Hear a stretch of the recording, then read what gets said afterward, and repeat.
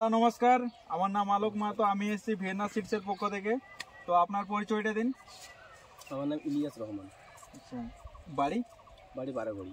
আচ্ছা, এটা কোন থানা, কোন জেলাতে পড়ে? এটা জলপাইগুড়ি। আচ্ছা, তো এইটা আপনি কি শসা চাষ করেছেন? এটা ভিয়েনার ভিয়েনার কোম্পানির বানার সানা শসা। সানা সানা শসা। আচ্ছা, তো এটা চাষ করে আপনি কিরকম বুঝতে পারছেন? আপনি তো দেখতেছেন, দেখেন ফল ভালো আছে। আচ্ছা, তো এটা আপনার বাকিগুলোর থেকে এটার কি পার্থক্য বুঝতে পারছেন বাকি শসাগুলো আর এই শসাটার মধ্যে? শসার মধ্যে দেখতেছি খাইতে সুস্বাদু আছে, হ্যাঁ, আর ফলটা বেশি ধরে। এটা একটা আয় আছে, কালারও ভালো। আচ্ছা, লম্বা শসা ধরে, একটু বেকারানো কম হয়। আচ্ছা, তো এটা তো আপনি তো এর আগে এটা যখন মার্কেটে নিয়ে যান তখন বাকিগুলোর এটার মধ্যে ডিমান্ড কিরকম থাকে? কোনটার ডিমান্ড বেশি থাকে? ডিমান্ড তো এটার ডিমান্ড ভালো থাকে, এটা মুসলিম একটু মূল্যায়ন থাকে।